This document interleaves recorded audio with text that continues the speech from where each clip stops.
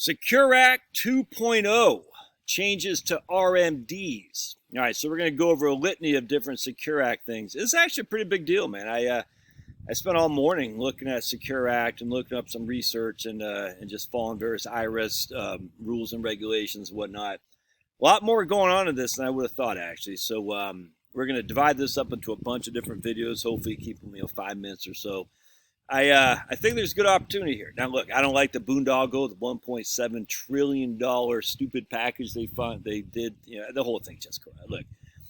It's crumbling, my friends. You can't have an empire continue to do this and expect it to last 100 years. I mean, it's just, look, come on. So enjoy it while you can. It's crumbling. Come on.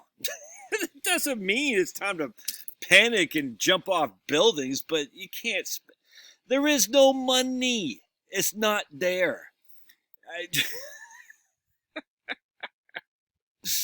Anyway, so there's some good stuff in here. I'm not going to lie. I don't like it how it's done, but we'll go in the RMDs. The RMDs is a pretty good one to begin with, and then we'll go into QCDs, qualified charitable distributions.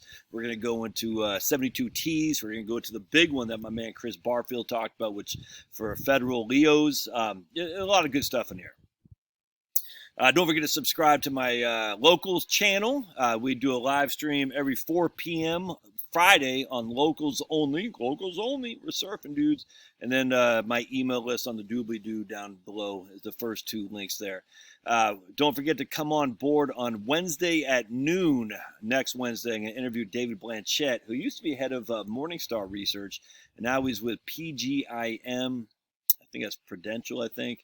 And Blanchett just kicks ass. So I'm very much looking forward to that. And you can bring your questions on to talk to Blanchett, too, if you have some. That's going to be great.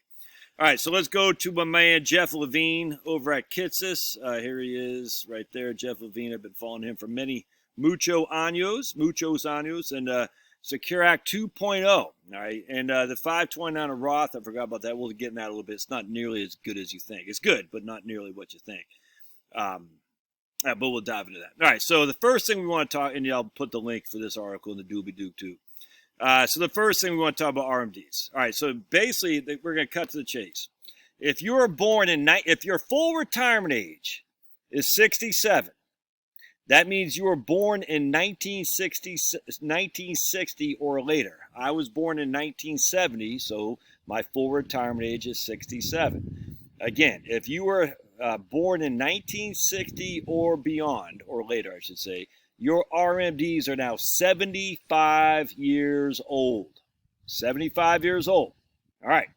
If you're born from 1951 to 1959, your RMDs are 73 years old. All right. And if you're born in 1950 or earlier, you still got to do your RMDs like you always did, 72. So check this out. I'll show you it's just literally that simple. You got a nice little chart here. Secure Act, phase and timeline for RMDs. Here's your old buddy Josh, born in 1970. 1960 corresponds to your FRA, your full retirement age, at 67. 1956 or 55 is 66 a couple months. It doesn't matter. If your FRA is before 67, i.e., you were born before 1960. Your RMDs are now either going to be 72 or 73, depending on what year you were born. So if you were born in 1953, your RMDs are when you're 73 years old. If you were born in 1949, you still are on your RMDs as you were right now. If you're born in 1958, your RMDs are 73 years old. If you're born in 1961, your RMDs are 75.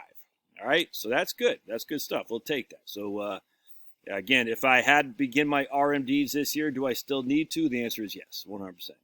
And next, we're going to talk about QCDs. This is a big deal, so hang tight. And don't forget to subscribe. See you.